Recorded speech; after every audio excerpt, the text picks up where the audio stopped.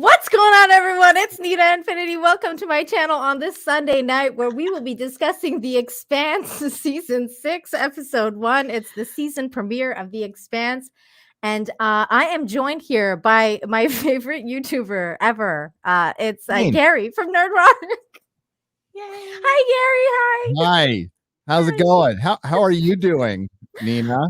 I'm okay. Here's the deal, you guys. I'm a little drunk. Okay, I'm not even gonna. I'm just gonna come out clean right now. I'm just gonna tell everybody I'm drunk. I've had 2 root canals on Wednesday night, and Thursday it was fine. Friday it was fine. Saturday it was hell. It was the worst day of my life. I've never experienced this much pain in my life. So my husband was like, "Start drinking," and so he gave me a lot of vodka today. So therefore, I'm drunk and I'm here, but it's happening because the show must go on. The show must go on. Don't worry, this is not karaoke, and I won't be singing. Jane is here to laugh at me. I am. That's the only reason. That's my job today. She's doing a very good job at it, by the way. This is so funny. Yeah. But I'm so glad you're here, Gary. Thank you for making my night, making my week. Tell everyone where they can find you, as if they don't already know. You can find me in California if you look hard enough for only one more month. I have 3 channels on YouTube. They all have Nerdrotic in the name, live and daily, which is run by Perry Chan, and he's a gift from my higher power, that guy. Hail Perry Chan. And also all of the channel he speaks of and his Twitter and his Instagram is in the description. So is Jane's. Please make sure you check it out. Thank you. But yeah, Gary has other things going on, like this show called Friday Night Tights. Oh my God. Yeah, that's fun. That's fun. You know what's fun is going back and trying to, because I'm like, I want to number my episodes like everyone else. I'm like, I don't know when I started. There's like 3 starting points for Friday Night Tights, so I had to go through my entire channel today. Wow. Yeah, I've only missed 1 Friday in 3 years. Wow. That's a feat, man. That is crazy. Dedication. Yeah. I only missed 1 Infinite Hope in 1 year, so I understand. Yeah. I even did the one when I got the root canal done. I was like, I'm doing it. It's happening. I don't care how much pain I'm in. I'm doing it. I went on. Well, that's the brilliant thing about live streaming. We get that, hang out with our friends for a couple of hours, which we do anyway. And it's a lot easier from the comfort of our own home and rip just horrible entertainment, which is very easy today. And get drunk. Episode. That's okay, apparently. Yeah, apparently it makes things more interesting. It makes it more entertaining. That's what Jane keeps telling me. It really does. Arguments, getting drunk, it makes for good live stream sometimes. if you stay conscious, even falling asleep, that's true. As did John's done that. John Talks. His sleep stream has been one of the most famous sleep streams he's ever done. His drunk stream was the most famous one too. That was hilarious. The one Jane made him drink several times. Responsible. Jane, I'm seeing a pattern here. So Jane, John, was he alone or was he on it with a group of people? I was there, but Jane and Nerd Cookies kept super chatting him to drink, and he didn't have like an actual proper like shot glass, so he kept pouring it in like an actual glass, and he kept drinking the whole thing. He'd be like, "Okay, fine, and I'm gonna drink one more," and then he got hiccups, and he couldn't get rid of the hiccups. It was a good time. We love John. We love John. We do. Hail to John. Love you, John. Eric K, though, for $5 says, who is this Nerdrotic? However you spell it, guy. He has a great collection of dolls and plushies. They're action figures, man. Not dolls. Although I dress them up. Somebody the other day said something like they're going to watch your channel, and they said like, Nerd erotic, and I was like, did you just say nerd erotic? Nerd erotica? And I was like, that's a new channel. Hot. I kind of like that. Late night Nerdrotica. Yeah. I like it. I think you should have a fourth channel for your like the Maybe. XX. Yeah, like the fourth channel for like the when things just get out of hand. Like when you have drunk people on your stream like me. And then you're like, okay, that this just got way too out of hand. That's happened. If you stream long enough, it happens. But it's usually really good. So I want to keep it on the main channel. That's good stuff. Winky Wanky Woo for 350 says Gary's beard is epic. Mine is the same color. Aw. Oh, cool. Is it That's lovely. blonde, brown, and gray? Hi, Demajanai. Hey, What's man. So George the Giant Slayer, your biggest fan, is going to be here too. George! He's going to be here. Told us he's going to be here. He's just running a little late, but he's going to be here. But we are going to get started because we're here to talk about The Expanse. The Expanse aired. Okay, but you know what we do on this channel, Gary, when we talk about the first episode of whatever we're going to talk about, is we give our initial thoughts of the episode. So what was your initial thoughts of this episode, Gary? I thought it was pretty good, actually. I was impressed considering that I pretty much thoroughly hated the last few episodes of season 5. I did too. Yeah, I could not stand them. And it was so unlike the show. To really focus, I mean that hyper focusing on the polyamorous family and Naomi breathing for 4 episodes. It was like 3. Oh my God, it was ridiculously long. Something that and Amos being like aimless on Earth, Amos for like the entire season. That Naomi scene where she's struggling for breath and she gets rescued is the best moment in the book series, and they freaking screwed it up so bad. Really? I was really wondering bad. Because I know you read the books and I haven't read the books yet. I was wondering about that. They fucked it up. Yeah, because it went on too long. I mean, it just you're like, okay, when you go on too long, you know she's gonna live, right? Yeah. It's they've based on what I've seen, they have compacted the last 3 books. It looks like they're going to try to do it in this final season. I don't know how they're going to pull that off. They even pulled in a novella story in the beginning. The strange that dog thing is a strange dog. Okay, hold on. Let me share my screen because we're going to get a picture of that. Before you go on, Gary, you know what I just realized in my drunkenness? I didn't get Jane to introduce herself or anything. Just slap her. Go ahead and do that. Fine. Yeah, I'm that. You can find me on YouTube. I post movie and television reviews, occasionally some pop culture commentary. You can find me on Twitch, Twitter, Instagram, so on and so forth at Jane Theory. Jane is the best. I love her so much. We started reviewing this show last year. This time, season 5 together. This is our anniversary in a way. I love you, Jane. Thank you so much for doing this with me. You're the best. I'm also one of those people that gets drunk and tells everyone they love them. So just FYI, that's what's happening right now. So yeah, this is the scene Gary's talking about with this dog thing. I'm guessing this is what you're talking about. Yeah. I love this scene. It has a very specific purpose in the books, and we'll see if they do it here in this thing, show. right? Yeah. Okay. And if I even say, well, their name is on the Expanse wiki, which I can't believe they did that because it spoils it. So I'm not going to. Does it have a face that looks like a butt, or is that me just being drunk? I think it's a vagina butt. A snake. Yeah, it's a vagina butt. Vagina butt, maybe. Yeah, it does. Like it's kind of a cool looking animal, and they except for the vagina butt face part, but it has a specific purpose. But overall, I like the episode. I think it set up a lot of struggle at first. I mean, it was all set up.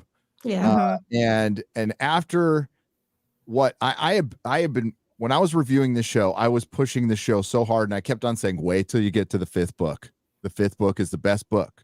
Because all the books are from this is what they have in common with the Song of Ice and Fire books. They're all told from a perspective. Right? Okay. All the chapters are told from perspective, and it's the only book that does the entire Rocinante crew as perspective, as if Holden's perspective, and later on Naomi, but or Alex they did later on too. The books, book 6 to 8 sucked. They just weren't good. I tried, I struggled, but they've made a lot of really dumb narrative decisions, including every book introduces a new character, like Miller, and they've never had a character as good as Miller. Bobby was okay, but like Miller was good. But they've but the show did things. The show is constantly, in my opinion, improved on the books, including Ashford. The character of Ashford was garbage in the books, and Ashford is one of my favorite all-time characters in television. Wow.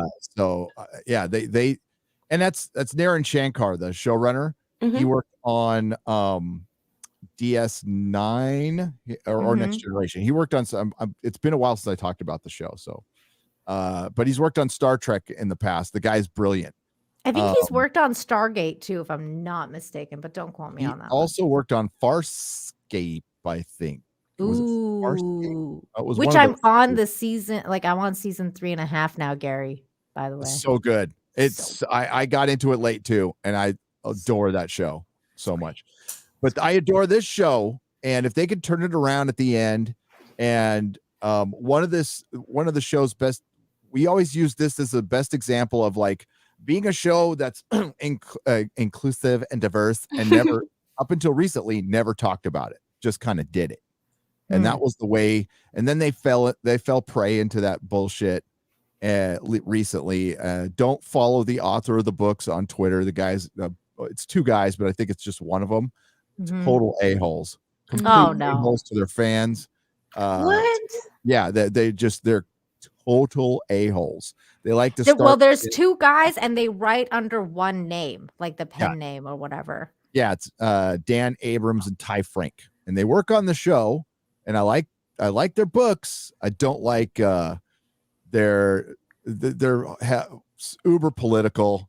And no. Yeah. They're speaking of amazing people, though, here's George. George. Hello, everyone. How you doing? Oh, look at big time now. Get a couple thousand subs. Goes up late to live stream.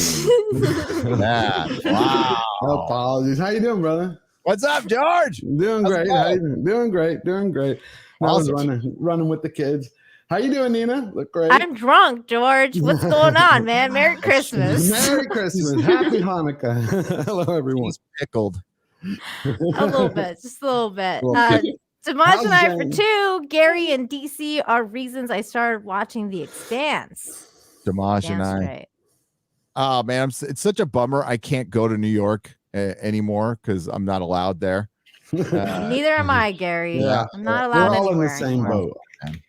The only place I'm going to is Florida when you have your meeting. I'm making your damn meeting, Gary. Hell or high water. We're gonna Jeremy and I actually need to enlist help on that because it's gone beyond us. It's gonna be epic. Yeah, absolutely. Well, if I can do anything from Mexico, you let me know. I'll do it. Sure. You got my help. Do you have to quarantine? Do you have to quarantine for like 2 weeks when you get back? If you come out to the United States? Oh, that's good. Yeah. No, not if I come to Florida. See, the thing is, Mexico's weird. Their entire, well, especially Cancun, because that's where I am, because they're a tourist place. We're actually in green now. So everything is open. Everything's fine. There's no restrictions. You can come in, you can go. It depends on where you're coming from or where you're going back to. That's the problem. Like if you're in Canada, you're fucked. You know what I'm saying? Or California. Through the South Texas border, you might be able to get a few bucks on the way in too. Oh yeah, under Biden, yeah, you can get $450K. Yeah, yeah.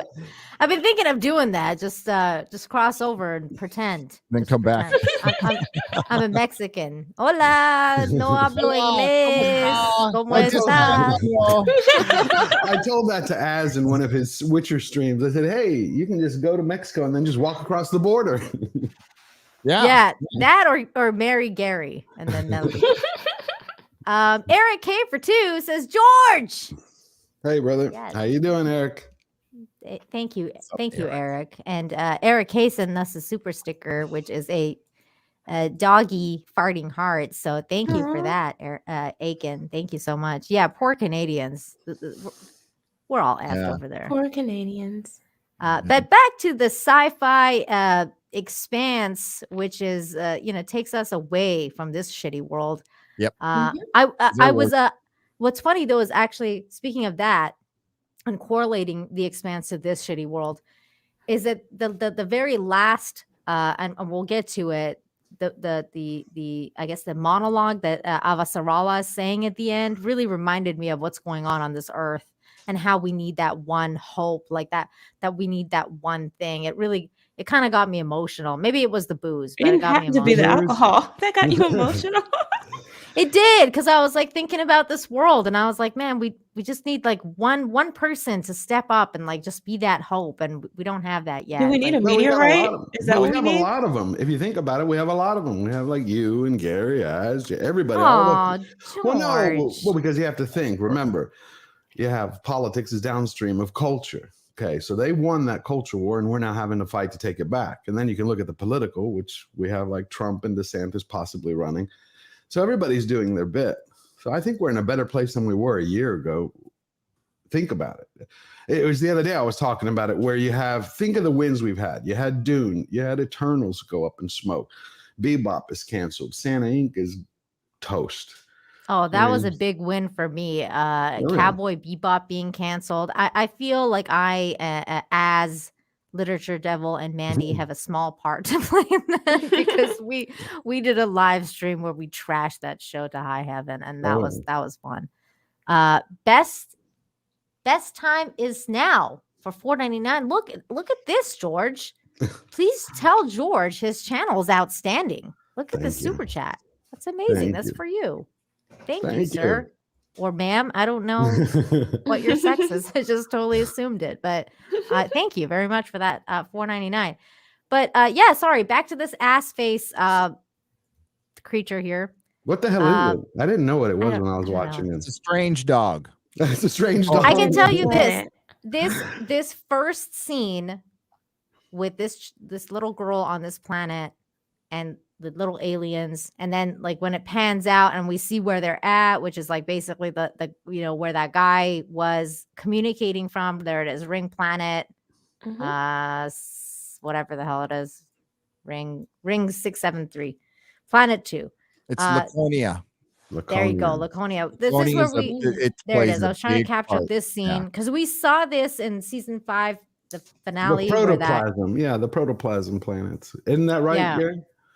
Yeah, it's I would spoil it if I told you, but at the very end, you saw a ship going to this planet, right? And then the ship phased out, right? It disappears. That is the basically that Eye of Sauron thing you saw in the protomolecule on the protomolecule planet in season 4. That is the enemy of the protomolecule. Okay, so they're coming. So they're coming, basically. I cannot wait. That's all I care about. And that's why in this episode, the only thing I cared about in this episode was this 5-minute beginning and that like 30 seconds in the middle where Holden is having a conversation with Amos, and he's like, well, let's look at the bigger picture here. This is like, when he talks about the bigger picture where he sees the Mars ship go into the portal or whatever the hell it's called, the Expanse gate, and it disappears. And the ring. And he's like, this is bigger picture stuff. And he's like, bigger picture stuff? I've been chasing this guy around for like months. And I'm like, yeah, nobody gives a shit. Nobody gives a shit. Do you give a shit, Gary? About Marco Sonaro? Or I would like to. I hope the show does what was done to him in the books much better, because my biggest problem with the books, and it doesn't look like they'll do this with the show, is there isn't a ton of justice for what was done. As a matter of fact, the one thing they've changed positively is Michio Pa, the character who effed up pushing the button this episode, is actually a terrible character in the books, and it's completely opposite. In the books, she is freaking Mary Sue Commander, can't do anything wrong. She worked for Marco and Naros.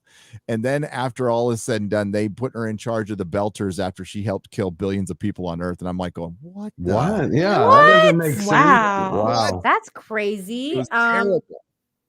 In this one, she got consequences, which I was shocked. I mean, Yeah. I was shocked She when got she kicked out fired of her. the threesome. But she seemed utterly Everett. incompetent, though. Like, She did. I was like, what is happening with her? To Like, answer your question, I want to see Marcos Anaro dealt with only a few episodes this season, right? 6. yeah. 6. I So, think 6. my next episode. I want to see.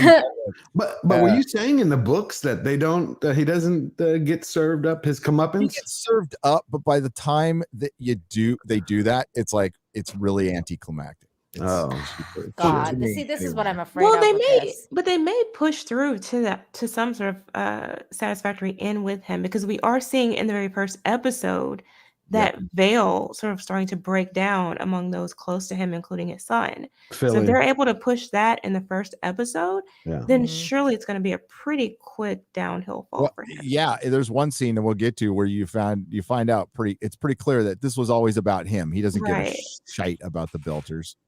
It doesn't look like he cares about his son either. No, I don't think he does very much. Philippe, I think a lot of people are just going to find him annoying.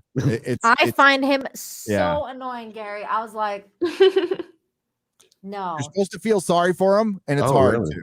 Yeah, it's very hard to. And you know what else I found it really odd about this episode was like the scene where he's banging that chick.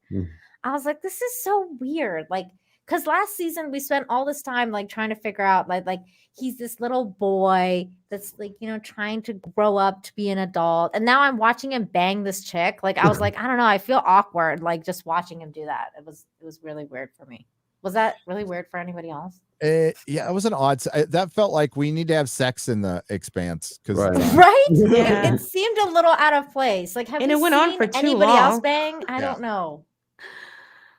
It went on for too long. And two, I think what they're trying to get at, and they did this in several different scenes, they're trying to show that he's starting to have consequences for his actions, at least emotionally, based on that seed that Naomi planted in him, that he would feel what he has done, that the weight of it was going to fall on him at some point. And we're starting to see that. But it's like it's balanced against this narcissism that he shares with his father too, which makes him not only annoying, but you almost want to see him fail catastrophically as well. Like, I don't necessarily want him to be saved at this point. No, that was a big I don't mistake either. From I think they pulled from the source material. You're absolutely right, Jane. You got to make him likable. He can still do this horrible thing and still be likable. You could see they should have presented him as the dutiful son. Yeah. What is like he's doing what his father told him. It's this horrible thing. Right.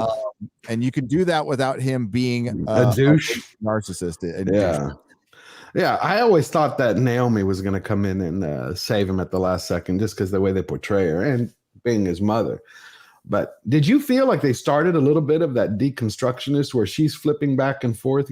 Anyone think that, where she's going back to again what she did in season 3 and 4? Like, I don't want to be here. I'm tired of this. Do you feel that with Naomi in this season? With Naomi, just to start, I like the episode, but I started to get the feeling that they were starting that deconstruction. Like, where did we come from? Where are we going? Who are we? Thing. Did y'all feel that? What they did this episode was they showed each character their support network is breaking down. So Marco's support network is breaking down with Philippe. Avasarala is breaking down with Bobby. Right. Holden is breaking down between Amos and Naomi, who were tight as ever. So everything is breaking down, and that's a setup. It's a big setup. Like something's gonna happen to bring them. Okay, so I wasn't nuts. I was thinking they would. Because I'm still not used to having Alex gone. I love it. That was one of my favorite characters. That's the other thing that I was gonna bring up because I think that this show I mean, I don't know if you know, Gary, but like the reason that they got rid of Alex last season was because he got Me Too'd. The actor got Me Too'd, and then he was, they had to get rid of him, and they decided to fire him and kill off the character, which I think was a huge mistake. I think they could have recasted the character. I don't necessarily think they had to kill off Alex. But I think that they realized that they fucked up. And so in this episode, we get at least three instances where we're shown how he's missed. Right. First with Amos looking at that plaque with his name on it. Then we get Naomi talking about how this is the first time she's flown the Rossi and how she's never needed to and blah, blah, blah. Then we get there was another point where which one was the other one? There was another one where Alex was mentioned, and it was the one with Naomi and Amos talking about how Peaches is replacing Alex, which I thought was all very telling. I think like the show understands that they kind of effed up last season by getting rid of that character. What do you guys think? I agree. I think Cass Anvar was the heart and soul of this show, and I would say out of all the actors, he was the one solely responsible in getting it saved. I agree with you. He had a magnetism about him. I mean, he just like you watched him. He could be reading a menu, and I'd be like, "Yeah, I love this guy." Yeah, my husband, that was his favorite character. He was devastated when they fired him. It's like he was the emotional rock for the show and for the actual characters in the show. Absolutely. So he was the levity, right? So he's that much needed levity. He's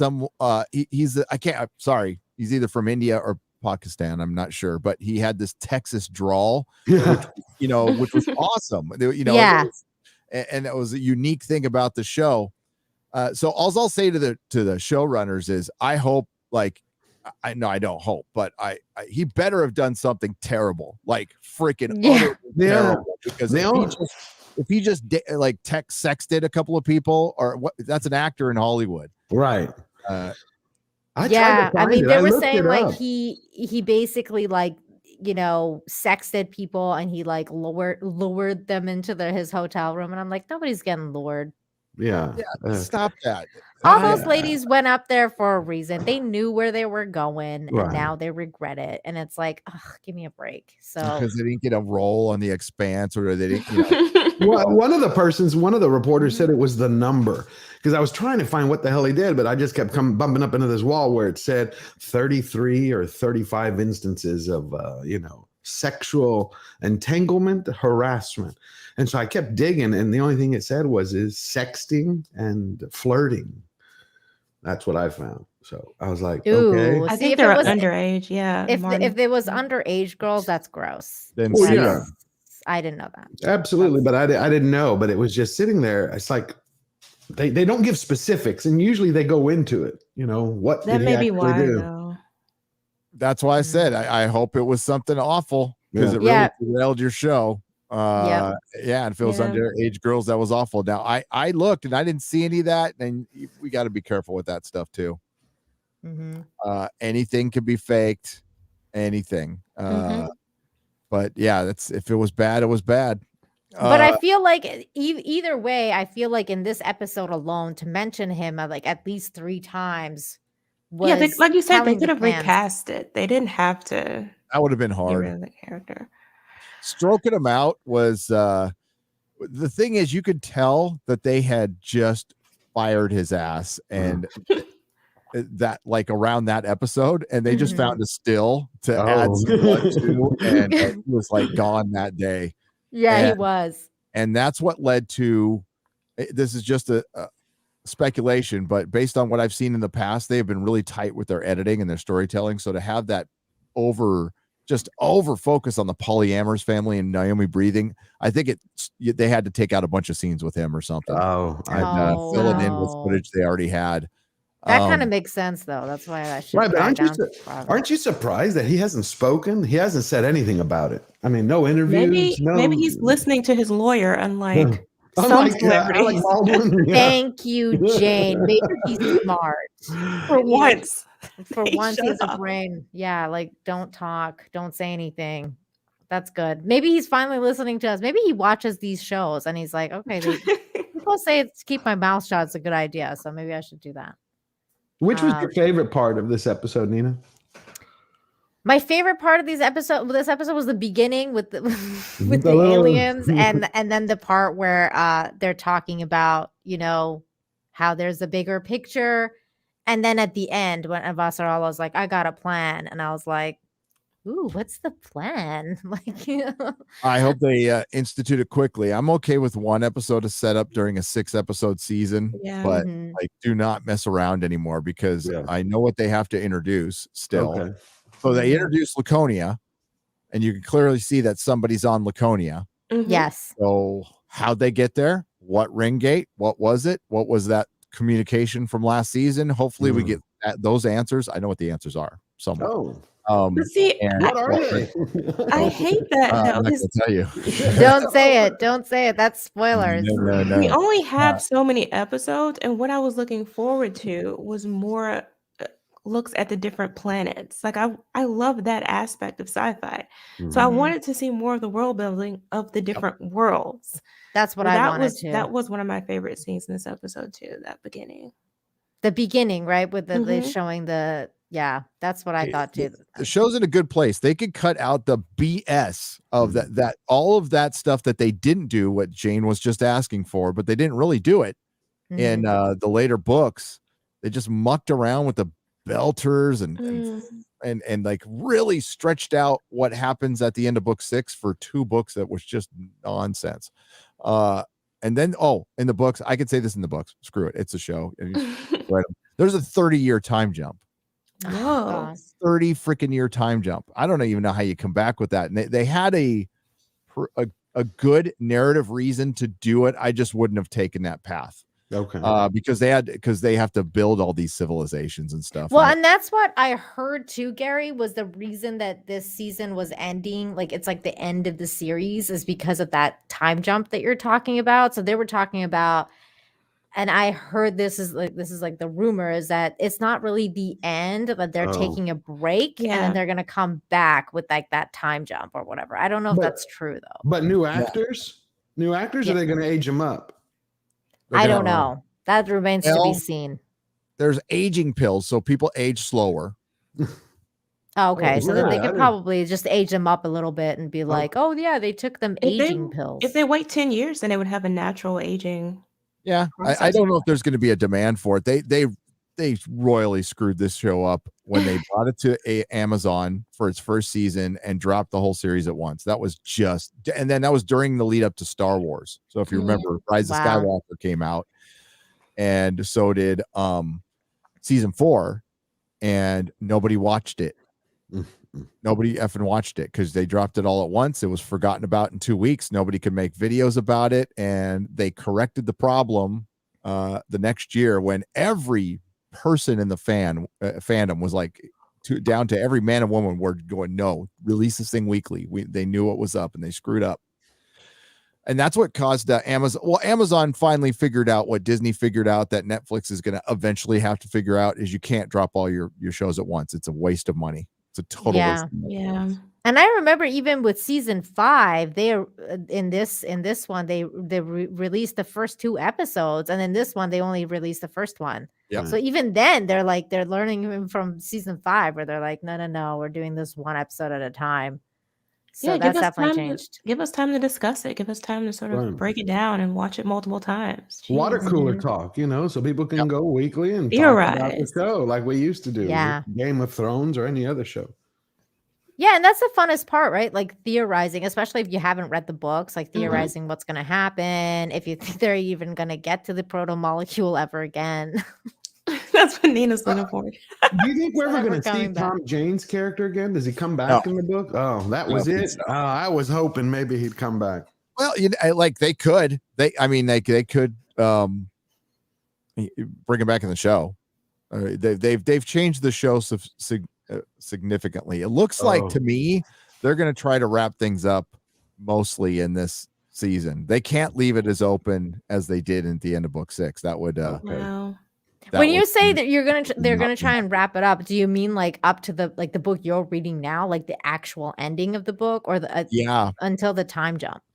I think to the end. There's no way they can, like, there's not enough demand, because it would take a couple of TV movies, maybe even 3 to do it, and you would have to do it. Wow. I mean, one of the things the show has done well is cut out the BS extra characters that the books have tried to bring in that are just terrible characters. And it's weird, when the change in the books happened, 2015, 2016, kind of right. Oh, when wow. Hollywood went to shit. Yep. That's when everything fell apart. Yep. Okay. Why do you think they did it in 6 episodes? Is there not enough material to do it in 10? I usually think the last season would go, 2 extra, 3 extra episodes. I think Koof and the show's just not getting watched by that many people. I don't understand. To me, the first 4 seasons was just phenomenal. Yeah, first season is first season and a half was perfect television. I loved how they adapted a book over a season and a half. I thought that was really cool what they did. But they couldn't stick with it, and it's the production company never had enough money. This thing is just way more expensive than the fan base. There's just not enough fans there to flip the bill for this thing. Yeah, I thought the first season and a half too was like amazing, like television. Like it was just so good. Like the first 2 seasons, I would say, was like so good. That's why the 5th season was kind of just felt really off for me, was because I felt like it like went back in time. Like we had already dealt with the whole Belter situation, and then it was like, okay, let's go back and deal with the Belters again. And I was like, I thought we already figured all this shit out. Like, can we go through the gates now and start seeing some cool alien shit? But it's like, no, now we're talking about, like, what's her name's son. It's like, why do I care about this? Like, I the whole 5th season just felt so off. I was like, I don't care about any of this. Like, why are you doing this to me? But speaking of him though, so he's macking on like every chick. And she's all like, no, like, go away. And he doesn't take it well. Meanwhile, this dude is just like egomaniac, like megalomaniac, and he's just like, I don't know, like I don't know what's up with him. Like I think he wants to war. I think he hates sitting there managing. That's what I took from it. Like he's like, I'm gonna get the hell out of there and fight and kill somebody and do something. Yeah, he's Che Guevara. He doesn't care what revolution he's in. He just wants to fight and kill people. But in this scene right here, they talk about starving the freaking Belters and water from them to get more production. Cares? Who cares about them? These people you claim to love and want to lead. Yep. Right, but that's what always happens to revolutionaries. The same way Castro took out Che, and Che took out everybody else. I mean, and that's the funny part too, is because and like father, like son, it's exactly what happens later in the episode with the same lady and him. Because like I don't remember where exactly it was. I can try and jump to it, but like when near the end, when he's like, when he did this, like when he's like meeting up with her and he's like talking to her, and he says like, you're lucky I am even talking to you. Like, he talks to her like he's so much better than she is. And like, and it's like, I thought Belters were all the same. Like, what do you like? Why are you such an egomaniac like your father now? And he's like, he's following the exact same footsteps. So I feel like there's really nothing. So far, there's really nothing redeeming about him at all. Like, I understand that there's a struggle supposed to be going on with him, but the struggle doesn't seem very real until at least maybe when he shoots the guy. Like, I don't know if that's even the moment that it actually happens or not, but I don't know. What do you guys think? He kind of comes across like Prince Harry. You remember when he went years and years ago, there was that party that they splashed all over the news when he went in a Nazi outfit. Yeah, when he went as the Nazi. Yeah, I remember that. It's kind of like that guy is like, hey, she's sitting there going, I don't want VD, go away from me. And he's like, I am so-and-so son. I am the hero of the hour. Which is the same thing that's killing his conscience. That's why every time they mention it, I mean, I can't attach this guy. I'm like, Jesus, what a douche. Just get him off the air. Yeah, I'm just like I'm so over Yeah. it. But he has no particular. I don't even understand why he's so angry. It's like, at least with Harry, he probably thinks his family killed his mother. Mm. Here, this kid he's been spoiled rotten. He's a prince. His father's the leader of this nation or whatever he's trying to create. Um, he himself is, at least in his own mind, in the mind of his people, is a hero.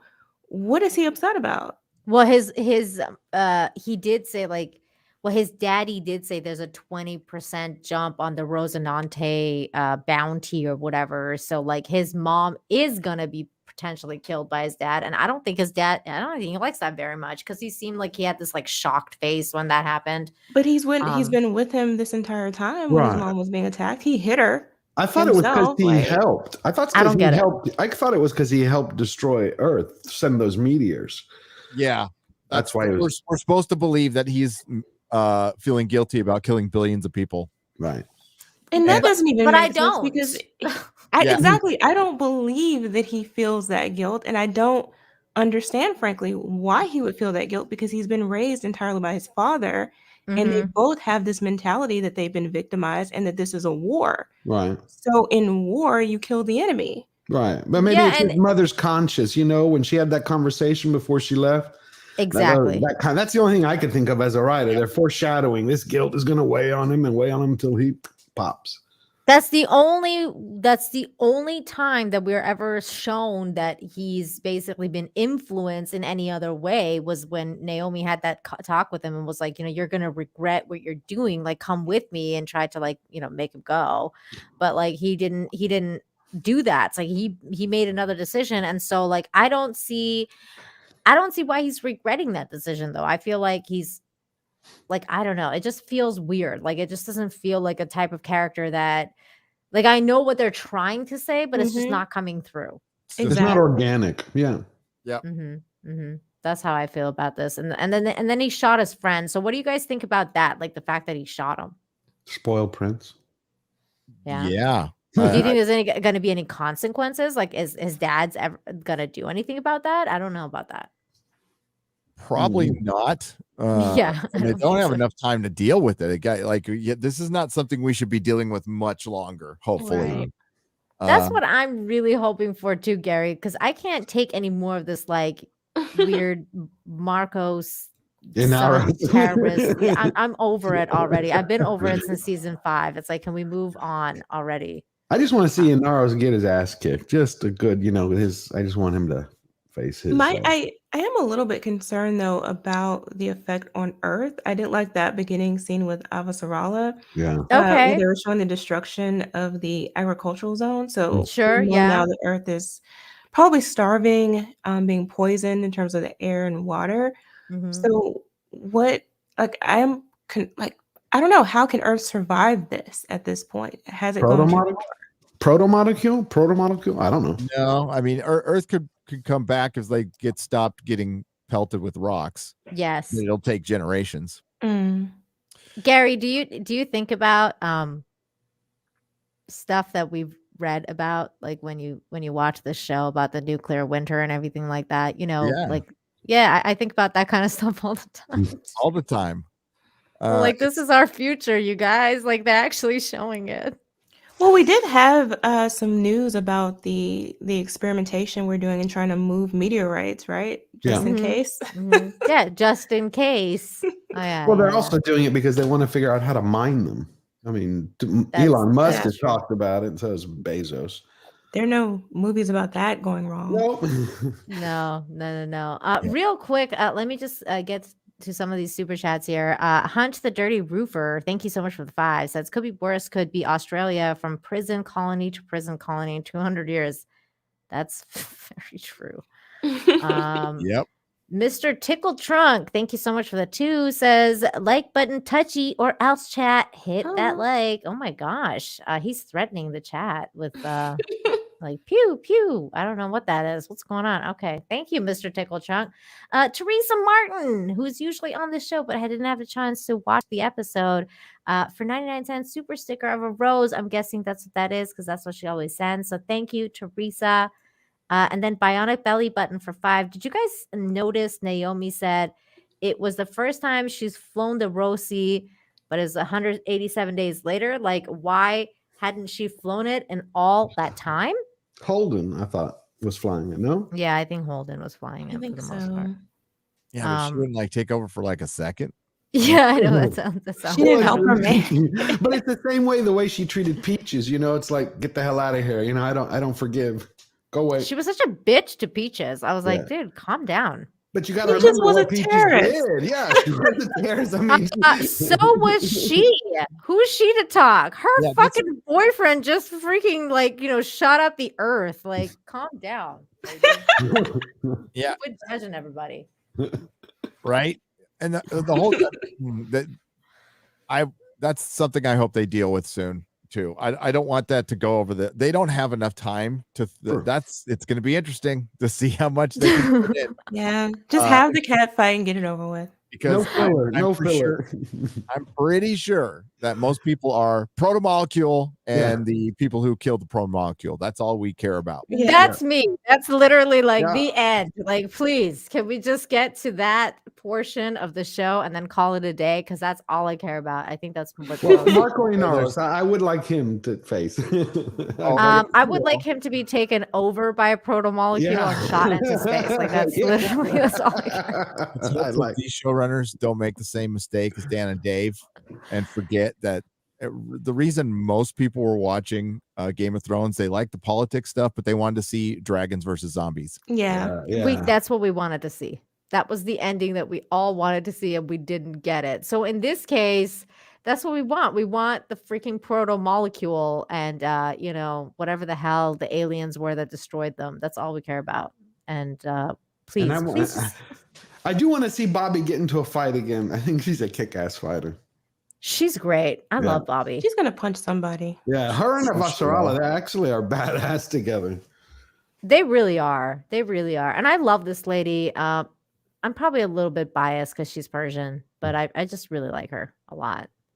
I always have a hard time saying her name, but I was like working on it earlier. I was like, if I bring up her name, it's like I have to say it right. What, Avasarala or her actual name? The actress's name, because I couldn't get it right. Shohreh. Her name is Shohreh. I was like trying. I was like, Jesus. Aqadeshu, Eric K for 2. Think The Sopranos, it was the talk of every week. Yeah. I never saw that show, but I remember everybody talking about it. You gotta see it. Breaking Bad, everybody talked about it every week. Mm-hmm. Yeah, that Game one. of Thrones was the last one. It was the last water cooler show. And I don't know if there'll ever be one that big. We'll have to see. I don't think there will ever be one that big again because of Game of Thrones. Is that weird? Like, because I think that they fucked up the ending so badly that I don't think anyone's willing to invest themselves in something like that again. You had a bad ending for Lost, Sopranos, yes, Dexter, and Game of Thrones. That's 4 show. People are just like, Yeah, we're done. I mean, I was the same way about Lost. I was like, seriously, like this is the ending we're gonna get, like, for Lost. Like, we all called it like season 1, and it's been 8 years. I can't believe you're doing this. Do you remember JJ and all of them saying, "No, they're not dead"? Yes. Like, no. Yes, I remember. Over and over, and you're like, "They're dead, dude." It's like, no, they're not dead. We have a surprise ending, mystery box, and then in the end, they're dead. I'm like, oh wow. Yeah, they're dead. In Greek, we have this saying called mephotisis, which is like, oh wow, like you really lit up my world. Like I didn't know that. It's like, it means like the light bulb hanging. Yeah. Oh my God. Bionic Belly Button, thank you so much for another $5. Says, so do you guys think that Amos has a connection to Peaches for a reason? Will Peaches have a role to play with the proto-molecule as Julie Mao's sister? Okay, that's the other thing. And actually, thank you, Bionic Belly Button, for this question, because I haven't read the books. I was going to ask you, Gary, because I didn't know about, like, her character was basically brand new for me in season 5. So did they talk about her a lot in like the books, and like what's going on with her character? Peaches is like that lost soul. Amos loses his quote unquote mom, what you saw, and after that he felt like he kind of needed to pay it forward. She did the same thing for him. You know, he was just street trash Mhm. She took this kid in for no reason. She wasn't that great of a person either, but she was good to him. Mhm. And he, sees this situation where, Peaches, the world is ending. He's like, nah, I might as well, give her a second chance. He felt bad for her. So Amos started having feelings for people, which is something he never really had. So the reason he hung out with Naomi was she was a feeling barometer for him. So what he went through in his past life, he is, and he's not emotional. Like he will kill you and not care. But Holden and Naomi being around them have reawoken his humanness. Right. So yeah. So that's why he kind of takes in But Peaches. so Peaches was in the books, is what I'm asking. Like, okay. So Yeah, like she's in the not book. She's a made up character or something. No. Okay. Are all the characters that we see in the show, Gary, are they from the books? Are there any? You know how they sometimes put in a new character where they'll write in, they'll say, this is the connective tissue. Because I haven't read the books. Yeah, the polyamorous family with Drummer is bits and pieces of other characters, but that never really existed. Okay. Yeah, that was for the show. I heard that Drummer is also made up because she's like kind of like made up of different characters in the book. Yeah, Drummer is parts of Sam, I believe. They gave her. Yeah, Sam was like this tech that worked for that Ashford killed in the books. That she was, she's a part. They gave her other things to do. She was, yeah. So they're mixing and matching. The only people who have stayed, well, none of the Rocinante crew looks they're a lot prettier. The Belters are supposed to all be like 7 feet tall or not, but yeah, that's what I wanted to see. With big heads. Who, the Belters? Yeah, because they grew up in space. Because they look fucked up. Yeah. Like the guy. Are you talking about like the guy in the first season when Avasarala had him hanging in the, on those hooks? Yeah. And most of them can't go and live on planets. So that's that's what causes this big problem is like the rings have opened up this big opportunity, which is going to like just destroy the Belter nation. So the reason they lashed out is because they saw that that most of them would have to take a bunch of drugs and it would be a 50-50 chance if they could live on a planet ever. And they weren't needed. They saw themselves as not being needed anymore. And that's why they joined Marcos. A lot of them joined Marcos.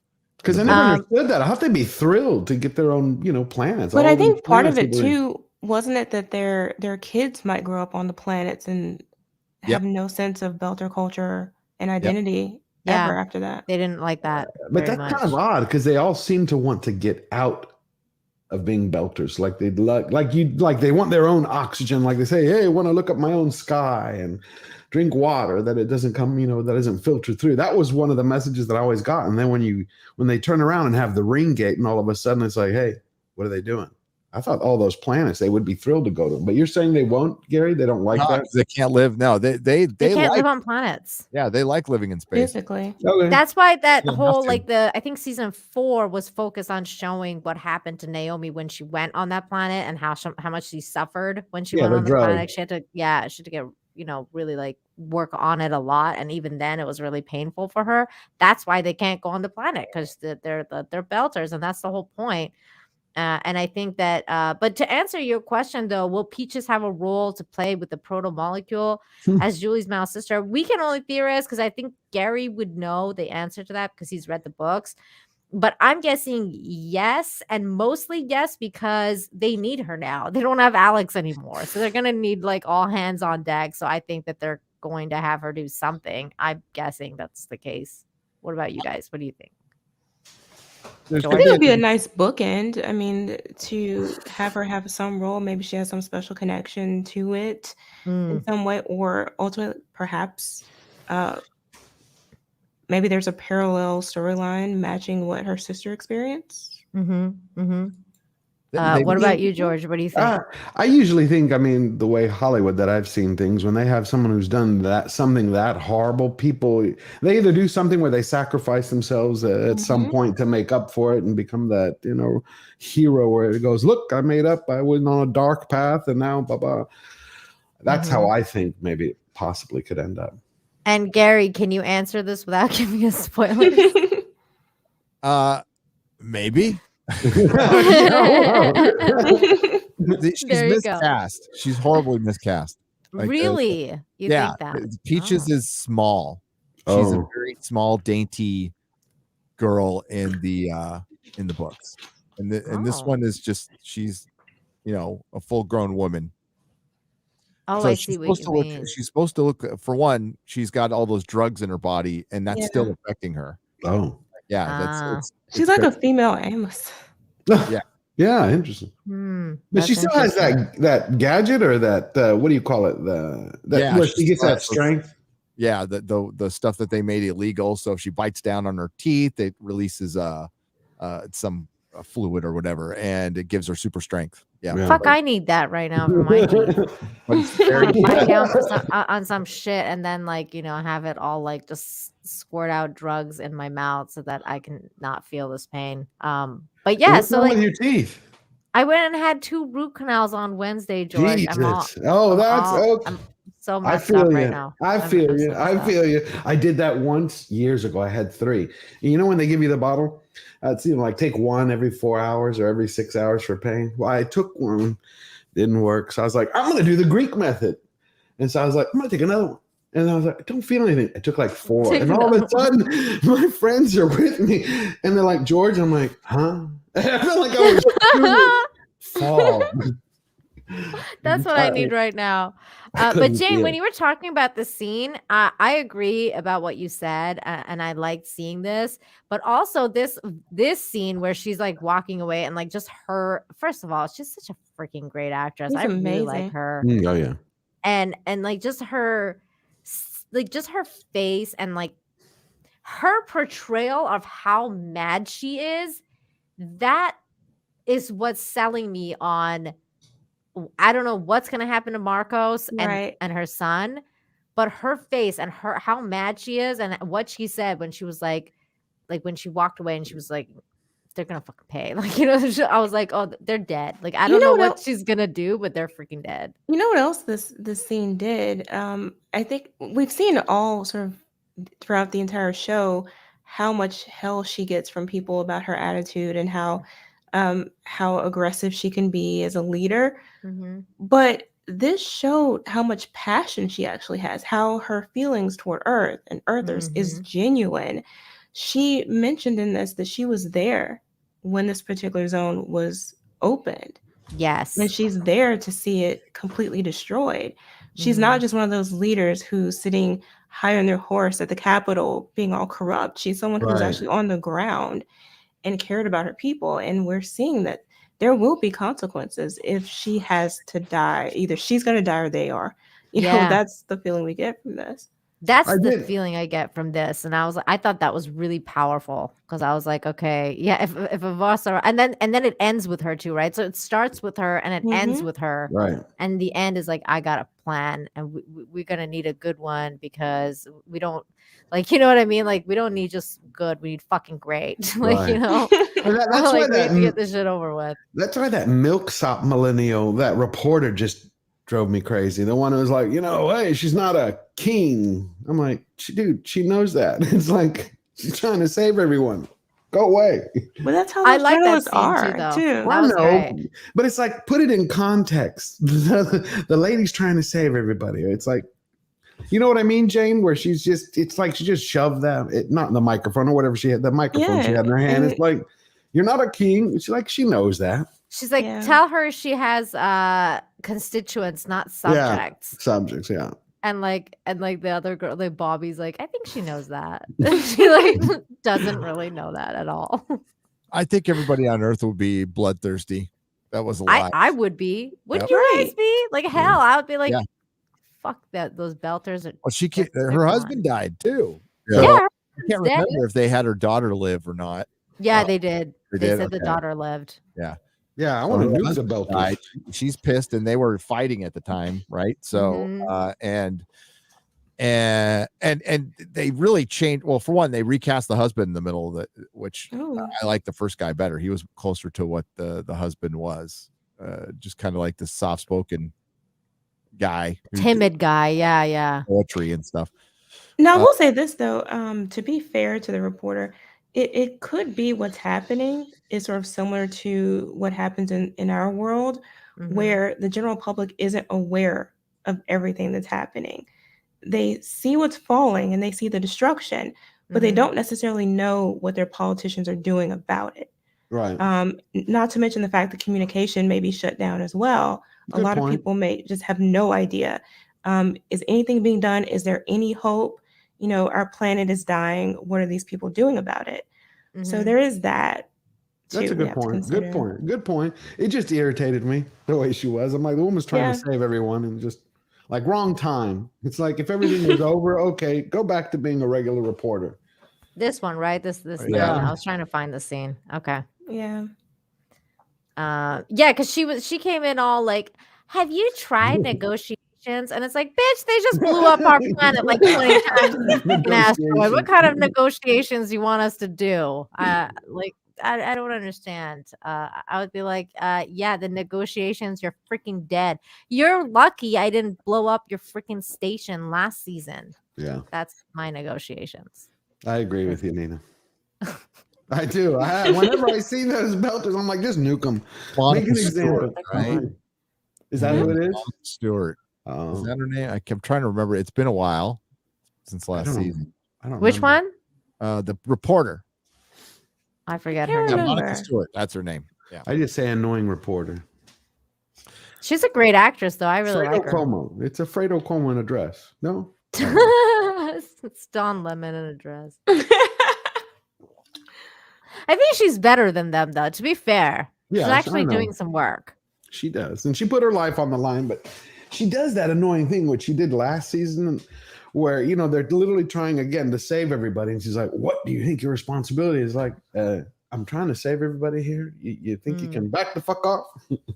Yeah, I feel that, though. What about you, Gary? What do you think about this scene with Sarala? It's one of those things where I think they're just set. It's just a big setup. This whole thing was setting up with hopefully what's to come next episode. Because everything you're seeing now is going to get subverted, right? It looks like everybody's like on this path to either just revenge and destruction, and there's going to be something that possibly comes out of left field. Oh my God! Please let it be. So they have to bring them together. They have to bring them together. Obviously, they have to have a common enemy or something. The interesting thing that happened aside from the first, the only interesting thing was Holden going over the Martian ship that disappeared. Yes. Yeah. Right. Thank you. Yes, that's the only thing. You know, who was it? Was it Amos? Was it Amos who's like, "Don't leave us. Don't start this crap up again"? Was that the vibe you got from him? Yeah, because in book 6, he's what should I say this or not? Holden's investigating it. Like he's supposed to, he's tasked with being Holden. Yeah. Well, in book 5, he was supposed to be investigating it because that's when everybody was separated from him. So he was stuck at Palace Station, I believe, and he was like, I'm gonna just look into this stuff, and he and Monica Stewart looked into it, like, hey, all these Martian ships were disappearing, and it's happening to any ship that goes through the gate. It's just like this random number of ships that were just. Oh, so it happens to other people, too. It happens to anybody who goes. I think it's like a certain size of ship or speed. I can't remember from the books, but yeah, it didn't take every ship, just some of them. Because in this one, it insinuated that the reason that it disappeared was because it had the proto-molecule with it. But I don't know. And they could change it for the show, but no, it had nothing to do with the proto-molecule. She said something about a frequency. So the rings, remember, everything has consequence in this world. They try to base this in science as much as they can. And anytime you do something like rip a hole in the fabric of space to make space travel easier, you might be affecting something. Ooh. So look at it from that perspective. Right. You might be pissing somebody off. Right. It's like you're going through somebody else's territory, kind of like. Yeah. Now I'm intrigued. Yeah. I'm very intrigued. Now it's reminding me of book. Farscape and the wormhole aliens. This is going to be amazing. Okay, great. All right. Now I want to read Come the on. book. Think of Jesus. that I and want. like the I want to read the book. Longoliers. Stephen King's Sorry, what The was that, Longoliers. Gary? Say that again. Think of that and Stephen King's The Longoliers.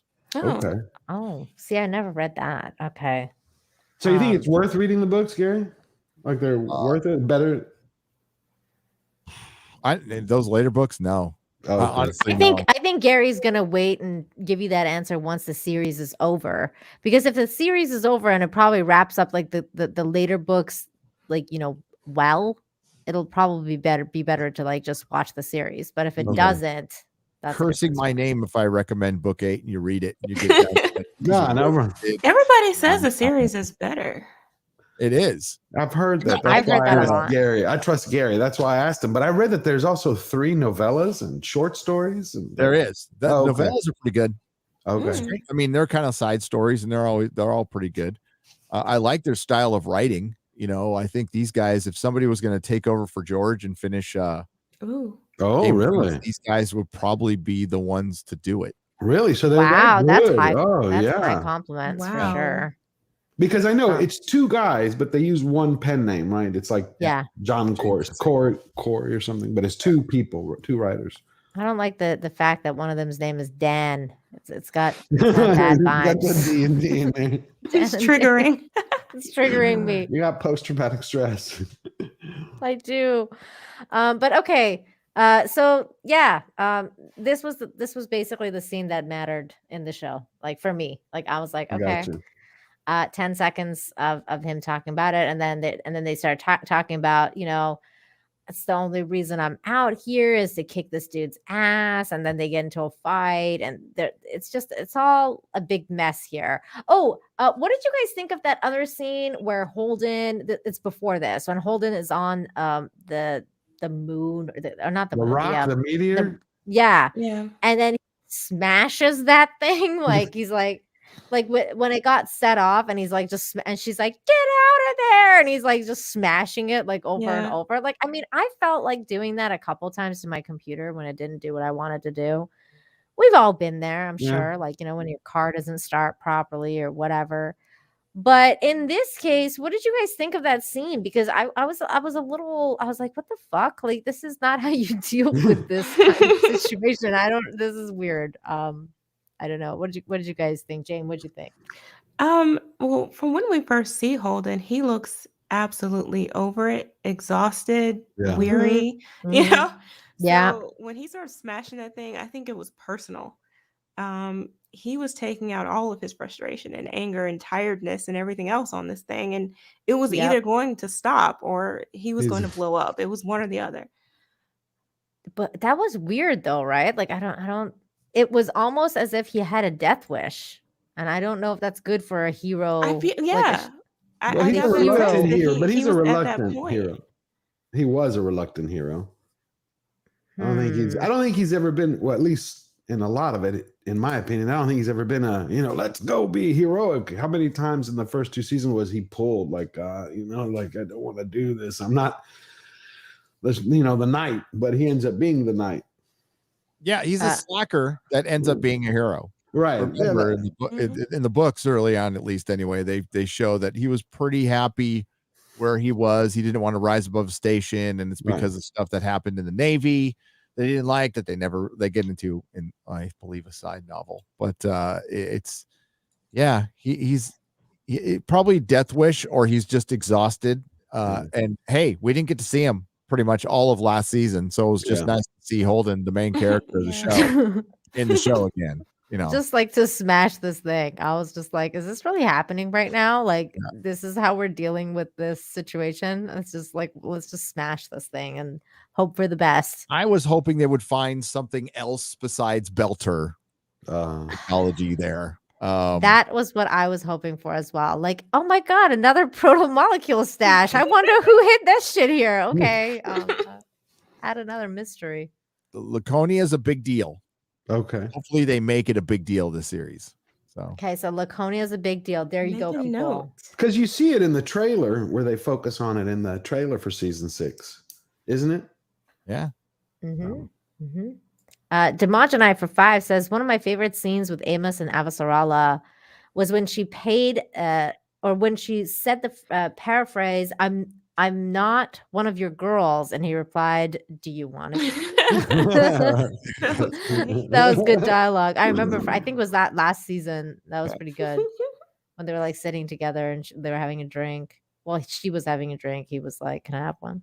I like his blunt. I like his bluntness. Amos just says it. You know, whatever it is, he just. I do too. He's I raw. really like his character. He's just a great character.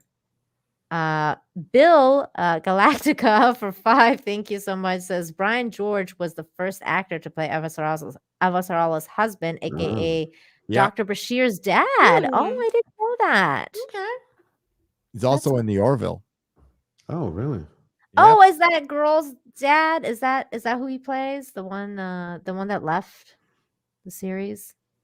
No, he was a doctor who they had some drive that they were working on. It was the second episode. It was earlier. Okay. No, it wasn't I was second. thinking It about was somebody the totally third. But no, he was in the Orville. I'm looking forward to the Orwell. I haven't restarting. seen that yet. Oh, it's been. Oh, George, it's so good. I know Gary told me I have to see it. I just haven't seen it. It's been a long time since I've seen it too. Me too. I got to rewatch it before the 3rd season comes out. It's really good. We got to rewatch it. We got The Witcher coming out this week. Oh yeah. Yes. Wait, is the Orville something that you think it's like it takes you right in from the first episode, or is it something that you have to build up 2 or 3? Oh no. Okay. Episode 1. Okay. You'll be like, oh, okay, I'm hooked. Especially if you like Star Trek, you'll be hooked like immediately. I love Star Trek. Immediately, you'll be hooked. It's like the best Star Trek there is now. Because someone told me it was Star Trek, but with humor. That's exactly what it is. Okay. Yeah. Mitch Thibodeau, is that how you spell that or say that? Thibodeau? I think it's Thibodeau.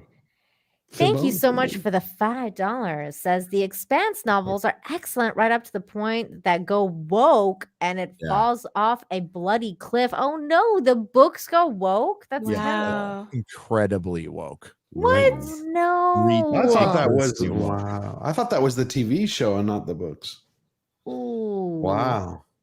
That's painful. See, therefore, I'm never reading the books. Is that why you're saying, Gary, they're not worth it to read? They go woke?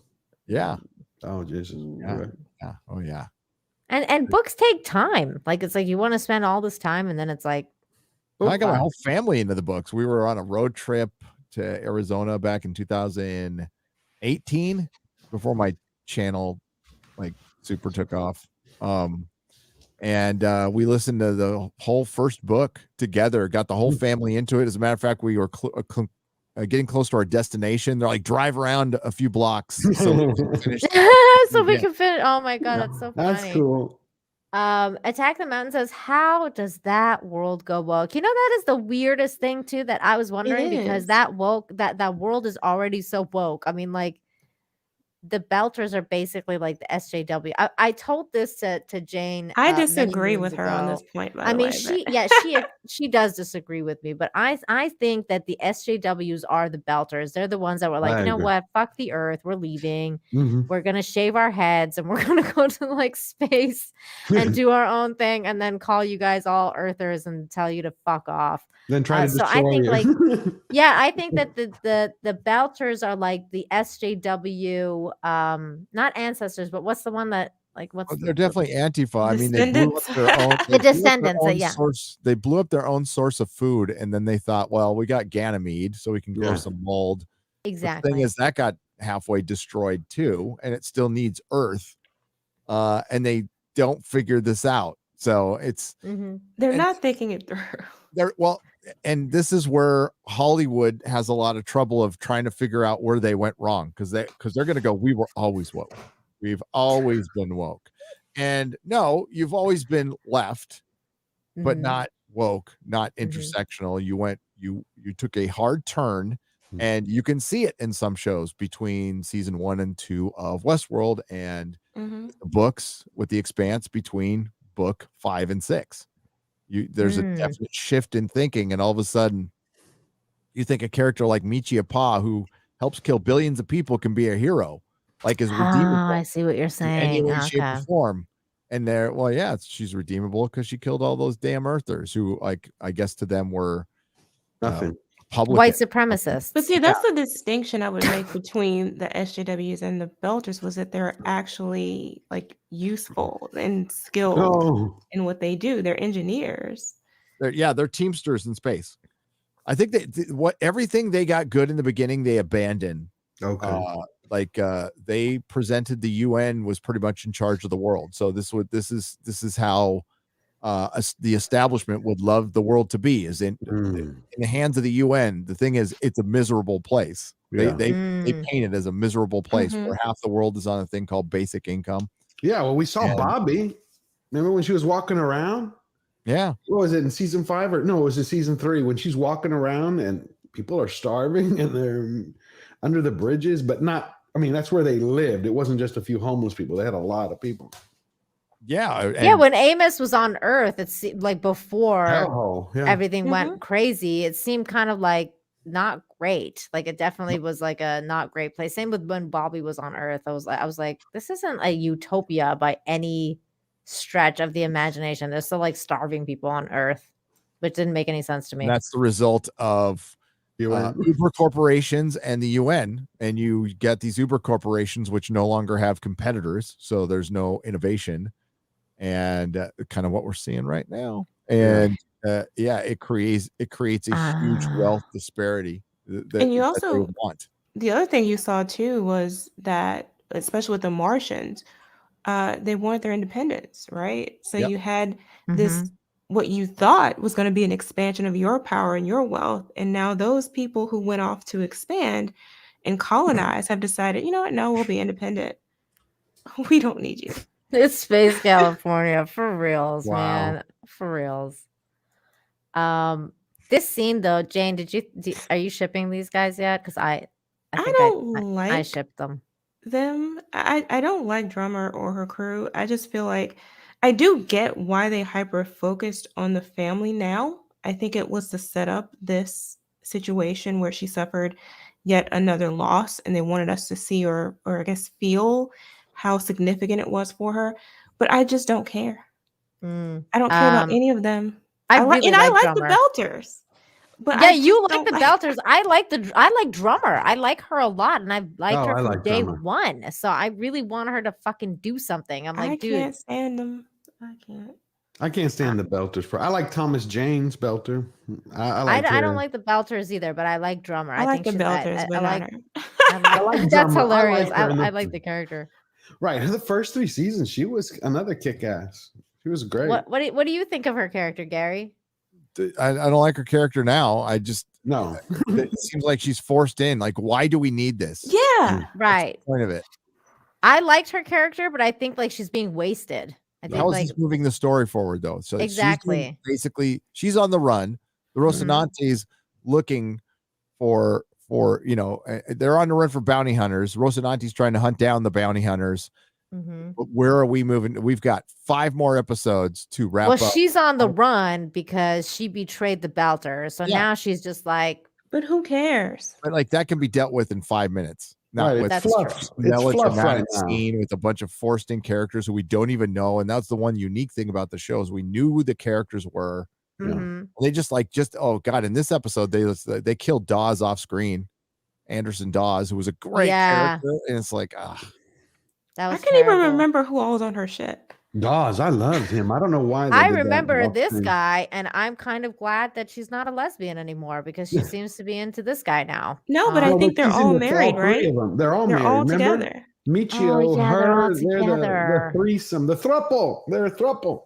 Well, I forgot that they were all doing it. Accurately showed a polyamorous family that one. Like 3 and end up betraying the other 3, and then they're all it goes back to 2 people, right? And now it's 2 people again, and then there were 2, so now they're banging. Polyamorous families work all the time, right? Oh yeah, they got the 2 people who are like, they'll take the weakest one. You cook, you clean, we'll let you in the bed now. I get the fuck out. Such a healthy relationship. Doesn't Holden have like 1 million parents? Yes, he does. But I remember there was a joke about that because they each contributed, Wait, what? Yeah. Holden has 8 parents because they had for tax reasons. They had a kid, and so they can farm on the earth or something. It made sense in the books. Yeah, so they What? could get all I that forgot farmland. about this. You remember when They didn't all Avasarala have she sex goes? with each other. Like, No. they all were like parents. Yeah.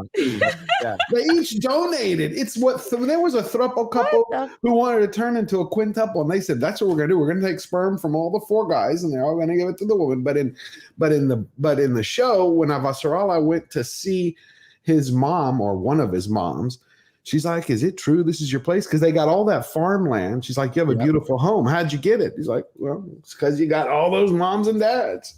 Okay. You got a few Playboy magazines out, and I'm sure Hollywood would love for polyamorous relationships to work out, but this proves that this is. I know Will fiction. Smith would. Oh yeah, that's because I think that's his wife, who's kind of like, "Bitch, go get a leave me alone. I'm going out." Mitch Thibodeau is right. It was basically it goes full on focus on the women, and there's just and the men are just shoved in the back seat. Like Holden is minimized as a character, your main character that you've been following. That's crazy. And they start introducing, like, what they'll do is they'll have one male perspective and 4 female perspectives. Oh my God, guys. That's so stupid. Mitch, thank you so much for the 10. Says, spoiler warning, the Expanse novels towards the end ignore the men, Amos, for example, and go female-centric. Think attacking a superstar destroyer in power armor to save the day. Not kidding. Oh, that's the kind of okay, that's why it's going woke. I'm guessing that's what Gary's referring to. Thanks, Mitch, for that warning for the books. And I think they're going to put that scene in there, Mitch. I think they set that scene up. As a matter of fact, I think I saw something from that scene in the trailer. Hopefully oh no! Hopefully it's not in there. Oh God, that sounds awful. That looks like a Jenga puzzle piece on her head. I know. I thought she had a turtle on her head. I was like, I like their tattoos. Or a Rorschach, from like I just couldn't tell what this was. So I was Mm. like, is that a turtle? It's like a turtle with 2 heads. I like most of their tattoos, but sometimes they're in funny places. It just looks odd. Mitch is saying no. Mitch, they're gonna do it. Yeah, that's what I was afraid of. It opened. There were more women than there were men in this opening episode, but I still enjoyed the episode. Check out this man bun situation. Man bun shit. He truly became a good bad guy and evil as soon as I saw the man bun. It's like, I shoot him in his man bun. Please. I was the same way. I was like, is he seriously wearing a fucking man bun now? Like, please, just get rid of this shit. Yeah. Between that and the eyeliner, I'm just. Oh, he thinks he's a pirate. I guess. So bad. But yeah, so that's basically the first episode. We close out with this dude basically, like, the most important thing is that this dude kills his friend for absolutely no reason. Like literally no reason. He's just like he was trying to mac on the other girl. The friend came to stop him and he freaked out and killed him. He was like, I killed everyone on Earth and I'll kill you too. And he just like fucking killed him.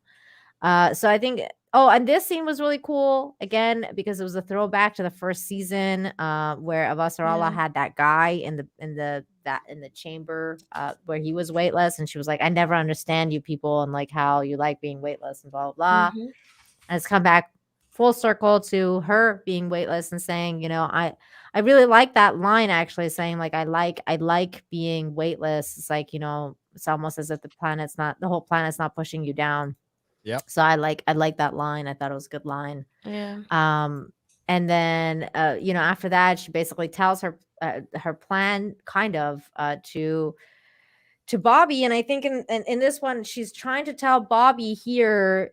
And I mean, I got a little excited because I was like, yes, please fucking send Bobby to the Rossi. Like, because what the hell is Bobby doing here? She's being wasted.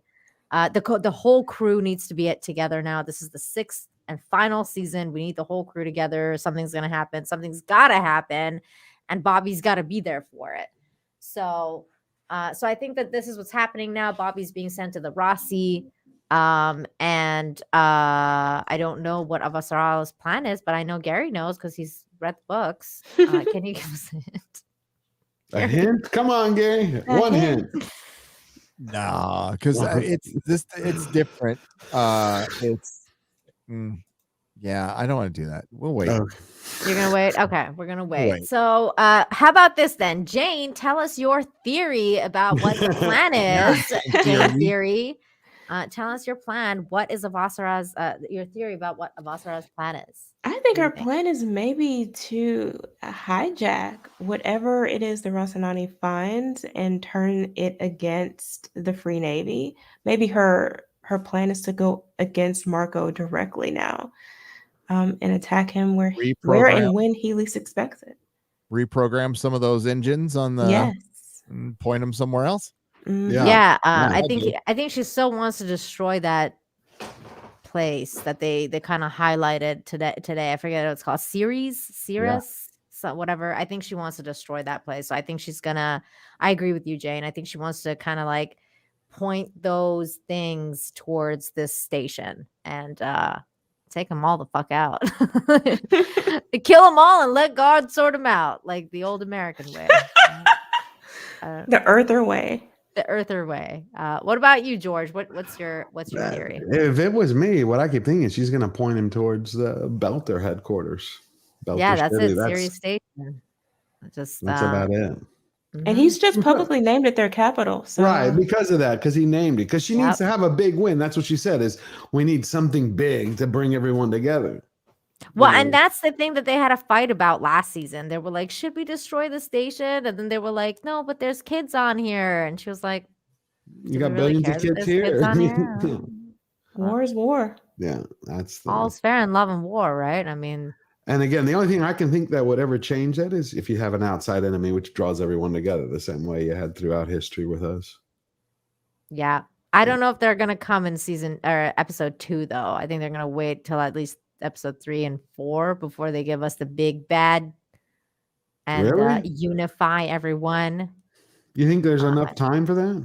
I thought they would start it next episode. No? You think so? Episode 2? That's what I thought. They at least a little bit more because you only have 6 episodes, and they didn't seem to add any more time to them. I thought they would be longer, like an hour and a half, but no. Attack the Mountains asking, does this season end with the ring gate being destroyed? I don't know. We're gonna have to find out. Yeah. I don't know. Send all the Belters to another dimension and then destroy the gate. That's what. Well, could you destroy the gate? But see, that's what would scare me about going through the gate. It's like, what do you know about it really? Like, how long will it stay open? Will you be able to come back? These are questions that should have been answered before just rushing through it. Well, and that's the thing that Gary said that I was like, I didn't even realize that this was like an occurrence, that he was saying that, everybody's disappearing, like randomly people are disappearing. Because the first thing we saw is the Martians disappearing because, quote unquote, they had the proto molecule with them. But we don't know if any other ship has been disappearing or anything, or why they would be disappearing. So yes, Jane, you're absolutely right. I would have figured that out before. Maybe send in several thousands of drones before you go in yourself. See if the drones disappear. Where would the drones go to? Things like that. I don't know. That's space exploration at its best. I still love the episode. Do you remember when they first went through the ring? That one, what do they call him? The racer? How he was racing through the ring, the Belter. When he hit the ring. Yeah, and then he went splat. Yeah. That was good stuff. But yeah, so thank you everybody for joining me tonight, especially you, Gary. Thank you so much for being here. Maybe you can join us again for the season finale when all is said and done, and we can talk about from episode 1 to 6. I mean, you're welcome to join us every week if you want, but I figured season finale, you can come back and tell us what you thought the whole season. That'll be fun. What do you guys think? You want Gary to come back? Oh yeah. Yeah. Definitely. Yeah. I want me to come back too. Yay. Definitely. Yes, I'll come back. Yay. Okay. Yeah. So again, thank you everybody in the chat for joining us tonight. George, tell everyone where they can find you. You can find me at George the Giant Slayer, and I just dropped my new video, which is an autopsy on Santa Inc. And thank you, Nina, for having me. Thank you, Gary, for being here. Great to see you. Jane, you too, man. Yes. I was just trying to look up what did the Martians say before the freaking ship disappeared at the end of season 5? Were they in communication with somebody, or did I thought they were? Hey, I don't remember. They were in communication with the people on that other planet, the one that we saw now, Lankos. Is that what we call it? I forget. Laconia. Laconia. No, that place. Well, they weren't in direct contact. That person had sent them a message saying that we found a bunch of shit or whatever, and then they were like replaying the message, and then when the message ended, that guy went to like take that chick's bracelet away from her because she was like, he was like, no more like any emotions on that planet now that we've crossed. Like, you gotta cut your life off or whatever. And she went to like give it to him, and then like they went through that thing. So that was the last. That was the last scene of the season 5. I didn't really like the last season. I love the other seasons. I just didn't like it. But when I was checking out reviews, all the critics seemed to say like season 5 was like the shit. Like it was the best. I hated season 5. That's what I was saying. I didn't like 5 minutes. I was like, okay, it wasn't up to the standard and quality of The Expanse, but I still feel it was more enjoyable than most of everything else. Oh, I agree with you, Jane. Yeah, because everything else is trash. Yeah. I mean, it ain't no Loki, sure, okay, right? Yeah. Or like any MCU series. I mean, all that stuff is fucking trash compared to this. I mean, the worst of The Expanse has been better than anything they've come out with. Bionic Belly Button, thank you so much for the $5. Says, thank you guys so much for this show. Excellent. Well, thank you, Bionic Belly Button. And we will be back next week. Yes, we will. Yes, especially I think Jane will be back. So we will be back next week for episode 2, and we will be here for the rest of The Expanse episodes. Gary will most likely be back on the season finale, and that will be really, really fun. Cool. And we can finally talk about it. So that's going to be amazing. Oh my God. It's going to be either like shit, or it's going to be so good. But it's not surprising to you, is it, Gary? You already know what's going to happen. Well, I was hoping against hope they just don't follow the 6th book and just try to crunch everything and finish it. But I was just going over the IMDb episode descriptions here, and it looks like they're following it. It looks like they're following the book. Oh, I could be wrong. No. It's hard to. They're pretty vague, but yeah, and I don't know. I mean, here I'll check real quick. Canceled. They got to give us a good ending. The thing is why are they going to do that? Why not just come back like they're doing for their series Bosch? They ended Bosch, but then they're picking it back up as him as a private detective. Like they're doing another season, but they're like it's a new series. I don't know why they don't just end this series. I would like to see more of the little alien dogs and stuff. Yeah, I definitely want to. I want to see more aliens. Fatal J is Expanse dope? Is it like Star Trek? To answer your first question, yes, The Expanse is dope. Is it like Star Trek? No, it's not like Star Trek. It's very different from Star Trek. The only thing they have similar is the space. I'm trying to think, what is it similar to? Definitely not like Star Trek. No. But yeah, it's not like Star Trek. It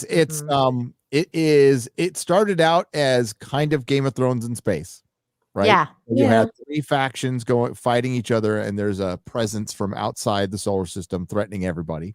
Yeah, and then it had like kind of like the zombies too, in like season 2 or season 2.5, 3 or whatever. And I like that. I like those zombies. I was like, ooh, proto-molecule zombies.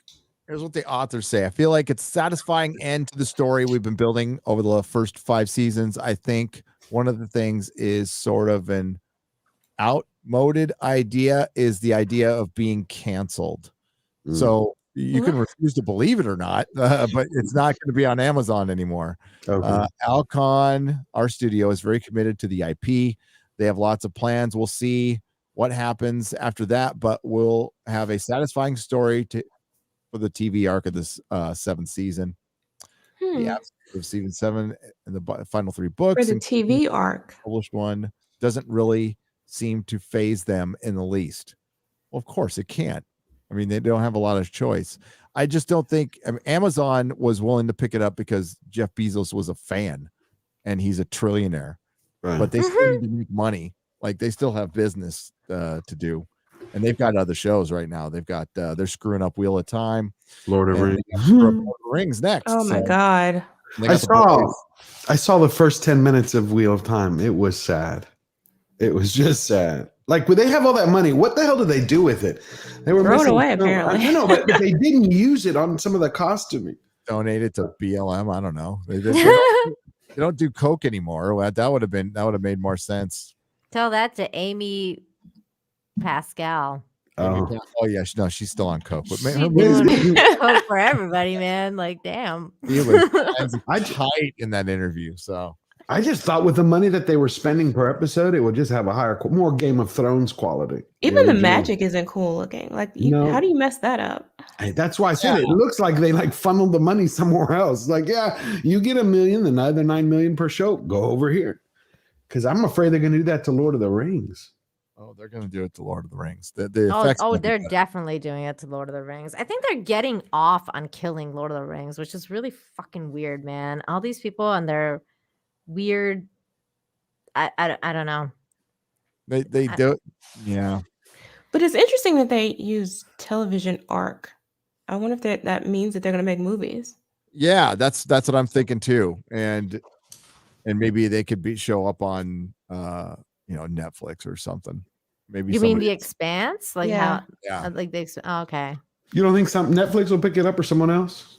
Well, the Expanse used to be on Netflix, and then go back. Yeah, and then it switched to Amazon, so then it would go back to Netflix. I don't know. I'm just saying maybe Hulu. Someone. The only reason I say it is because they've done that several times with shows that have been canceled. That's all. Like with I just don't see why Amazon just wouldn't do the movie themselves. I mean, it's an Amazon. Yeah, they have a lot of money. They would do it. Content, the fact of the matter, the fact that Star Trek is still going on, this current and The Expanse is going away, it shows you what kind of world we live in right now. It's so crazy. Sense. Doesn't make sense. It's actually crazy to me. I'm like, this is nuts. TSM Space, thank you so much for the 5, says that's because everyone says they want a human story that can happen in any setting, but we don't. We want bullets in space. We do want that. I do. I want aliens in space, man. Where are the aliens? Speaking of which, though, they're talking about remaking Firefly. Oh my God, I heard about that on Disney Plus of all places. Oh God, that's the thing that threw me off. I was like, Disney Plus, this is gonna be trash. I mean, that show had hookers in space. How are you gonna do hookers in space on Disney Plus? You can't do that. And I think I read one of them. One of the stories I read, it was saying they were thinking about going back in Malcolm's life during the Civil War. I'm like, on Disney? Yeah, right. Yeah. No, there's your answer right there. Yeah, everyone's no. Yeah. Eric, thank you so much for the 5. Says Nina, Jane, and George, fantastic job as always, Nerdrotic. Keep it up. Good job. Keep plugging along, and you have a future on YouTube. That's great advice for Gary. Thanks, Eric. Thanks, Eric. Keep trying. I'll keep trying. Yeah, keep going, Gary. You'll make it. You'll make it one of these days. Gary, tell everyone where you're gonna be next. Where are you gonna? What are you up to? Picard review? I am Picard review. That's it. That's on the list of things to do, along with a couple of other videos. I haven't made a decision yet. So I'm going to do a nooner tomorrow. I've caught up on Star Trek. I wasted my day watching Star Trek Discovery. Wow.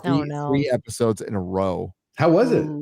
It was nice to follow it up with The Expanse because it was just empty platitudes, lots of crying, and there's a thing called the anomaly, and then an admiral asked the question, so what exactly is the anomaly?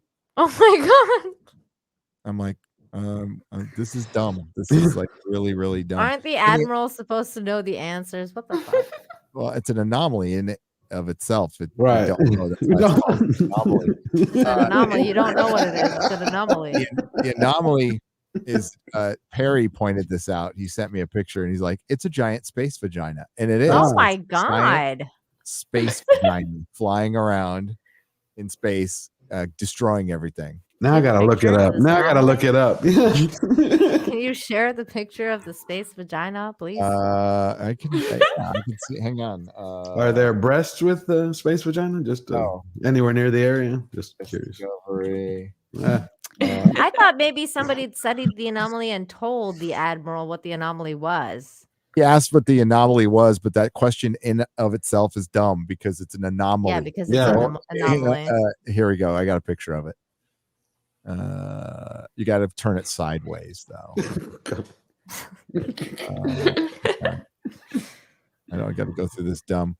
And they have a character, a transitioning character who's going to get a new body that's still transitioning. Wait, what? Oh boy! In Star Trek, where you could just freaking beam yourself a new body if you want. It's ancient technology too. Wow. All right, so here we go. Wow. There we go. Remember, you got to turn it on its side.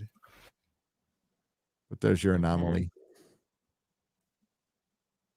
Oh, I see.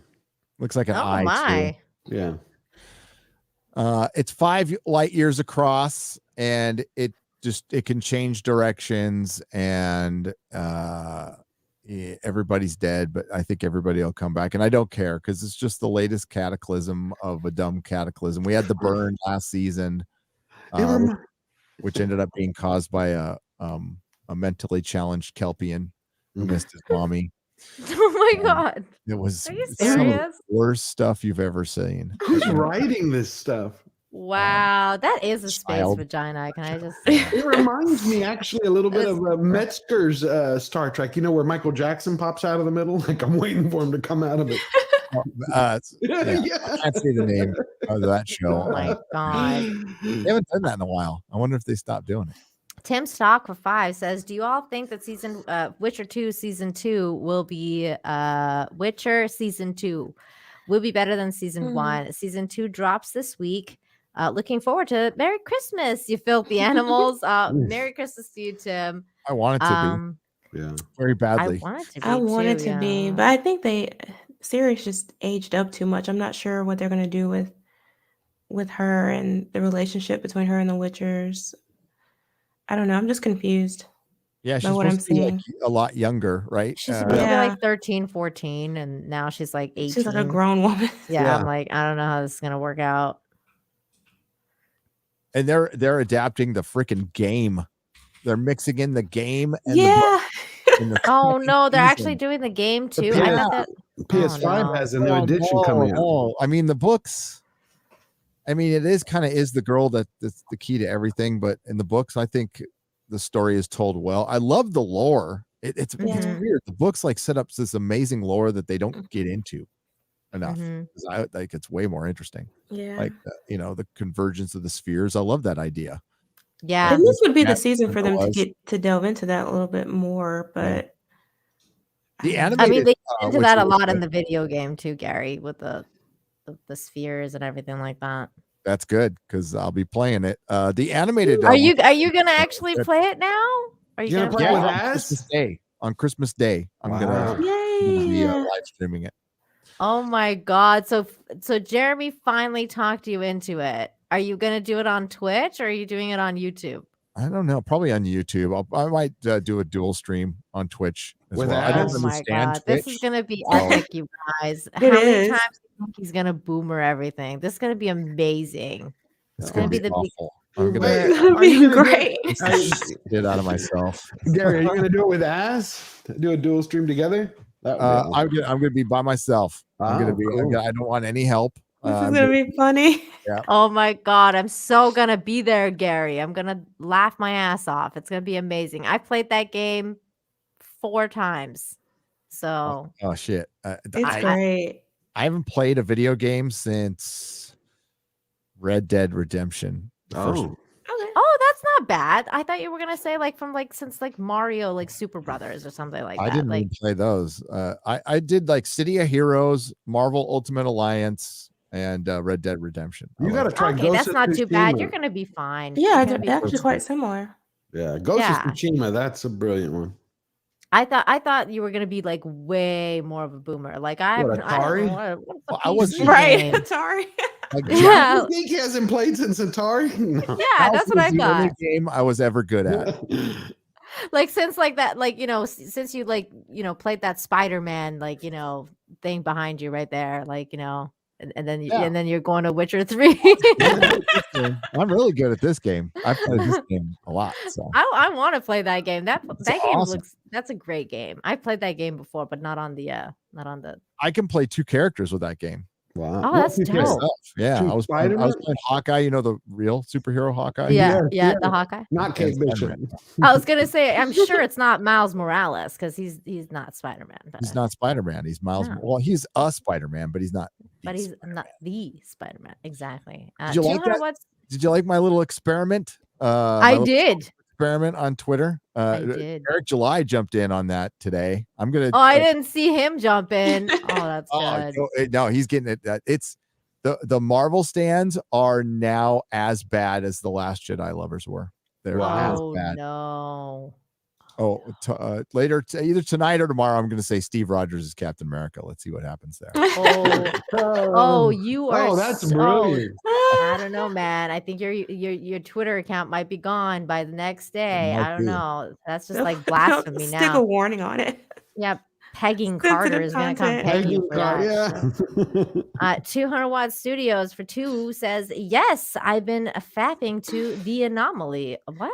Okay, what the fuck? I don't get this. Fapping. Well, I know what fapping is. I don't get what Okay. he's fapping to. The He Anomaly. likes the vagina.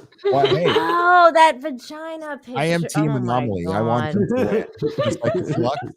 I need really- more booze. Is what I just realized. Oh my god. That went way over my head. Oh my God. Okay. Well, anyways, thank you so much, everybody, especially you, Gary, for joining me tonight. It's been amazing, fantastic, as always. Jane, tell everyone where they can Yes. find you. You can find me here on YouTube, where I post movie and television reviews and occasionally some pop culture commentary. You can also find me on Twitch, Twitter, and Instagram at Jane Theory. Excellent, Yay. excellent. And George, we already did yours. Again, the links are in the description. Gary's going to be playing video games on Christmas Day. What do you got coming up next? Anything Nooner cool? tomorrow. Nooner tomorrow. Okay, Nooner tomorrow. Anybody cool coming on Friday Night Tights? Chris Gore is Friday. Ah, nice. Hey. Okay, there you go. So Chris Gore next this Friday and tomorrow Nooner. And Mr. Tickle trying sends us a 5. Rewatching all the Trek from TOS to Enterprise. Lots of good TV out there. It's true. Yeah. Only after rewatching Farscape. Yay, Farscape's so good. It The is. Prisoner and Babylon 5, which is also amazing. Babylon 5, so good. Don't Did forget you the finish it animated yet, Gary? series. It's awesome. Oh, the animated series of what, Jane? The original Star Trek. I loved Ah. it. Oh, that Yeah. was pretty good. I liked it. Gary, did you finish Babylon 5 yet? Have not finished Babylon 5. I'm really close to finishing it though. Ooh, one how you season to go. liking it? I love it. So good. Love so it. good. I'm glad you're liking it. It's got a good ending. So there you go. It actually has an ending and it's pretty good. So it's not going to disappoint you. Aren't they remaking it now? Next year? Yes, for they next- are, but we're not going to talk about that, George. Okay. Gonna talk about that, George. That's no. Well, they're not. They're Not good? remaking it, but they're not remaking it in my mind. I mean, Okay. that's not happening. I'm just gonna pretend that's not happening. 200 Watt Studios for 2. It's so big. Oh my God, Yes. so dirty. 200 Fly Watt ships through Studios. it. Like literally. Oh my God. Babylon 5 is great. It is great. I love B5. Long live Rigel is all I have to say. And that's a Farscape reference. He's my favorite character. I love him. Everybody, have a good night. If you hung out with us in the chat, you're amazing. If you super chatted, you're extra amazing. Thank you so much. Everybody, meet up next week with us. Sunday night, 9 Eastern, for episode 2 of The Expanse. And I will catch you guys tomorrow. I'll be on Az's channel. Earlier in the day, we're going to be talking Ghost in the Shell, the classic movie. So come and hang out with us with Az. I think that is going on at 1 Eastern. So 1 Eastern with Az, heel versus babyface. Come and hang out with us with Literature Devil and Mandy Summers. I can find an exit to this show. Let me. Oh my God. It's going to happen. It's going to happen. Do you see the button? Oh my God. It's terrible. Okay. Bye, everybody. Good night. Good night. I wanted to start with about shipping, because I know a lot of fans were actually pretty invested in the idea of Natasha with actually either or both of you guys, and now obviously she's with Bruce. What do you guys make of that? She's a slut. I was gonna say something along that line. Pretty hard. Trick, man.